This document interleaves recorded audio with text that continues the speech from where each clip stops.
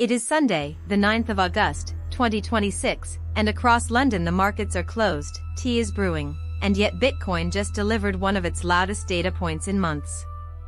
Last week, spot Bitcoin ETFs in the United States sucked in a net $853 million. That is the strongest weekly inflow since mid-April, and BlackRock's IBIT product alone grabbed $693 million of it.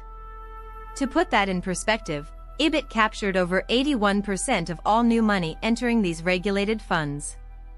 For an asset class that prides itself on decentralization, that level of concentration is either a massive institutional vote of confidence or the kind of lopsided flow that can amplify a sudden reversal.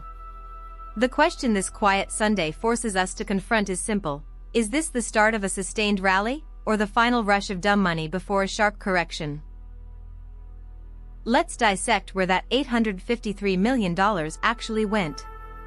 According to CoinDesk and multiple fund flow trackers, the week saw a clear leader. BlackRock's IBIT took the bulk, pulling in $693 million on its own.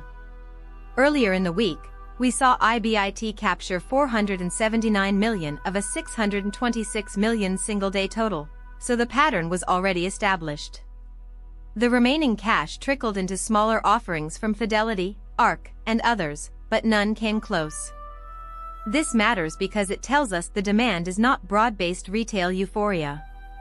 It is concentrated, institutionally driven, and likely coming from the same allocators who sat out the late spring pullback.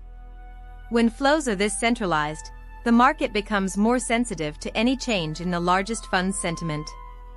If BlackRock's clients suddenly pivot, the exit door is the same size for everyone, and that can turn a steady bid into a steep sell-off very quickly. The timing is not random. August is historically a low-volume month, yet these inflows nearly hit $1 billion overall, the best week since April's first quarter excitement. Several forces are at play. First, regulatory clarity in the US has quietly improved. The long-awaited stablecoin framework and clearer custody rules have given compliance officers the green light to allocate.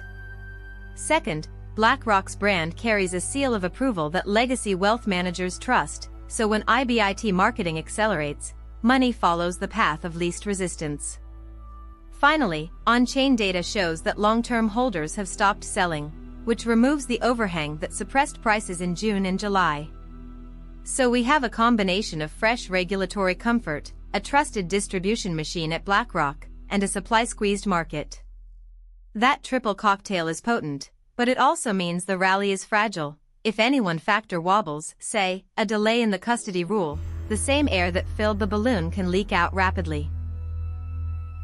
For the ordinary investor watching on a Sunday, the practical takeaway is not to chase the headline. $853 million in weekly inflows is a bullish signal, no doubt, but it is a lagging indicator. The money has already been deployed. Bitcoin's price has already had its initial spurt. The real test comes this week. Will the inflows continue at the same pace, or will they taper off as profit takers step in? History shows that weekly flows above $800 million have occasionally marked local tops, especially when one product dominates. On the flip side, if the inflow trend persists for a second consecutive week, that would break the pattern of fleeting demand and suggest a genuine reaccumulation phase. So monitor the daily flow data, watch whether IBIT's share declines as other ETFs catch up, and do not mistake one strong week for a structural bull market.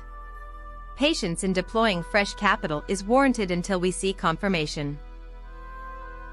Looking ahead, the next fortnight will be crucial. If the institutional bid remains anchored by BlackRock's distribution muscle, Bitcoin could retest the £60,000 mark, or roughly $76,000, by September. However, the risk of a bull trap is real. A bull trap occurs when a large influx of money creates a false sense of breakout, luring retail in just before the big players take profits. The fact that one fund holds such a large share of the weekly haul makes that trap easier to orchestrate.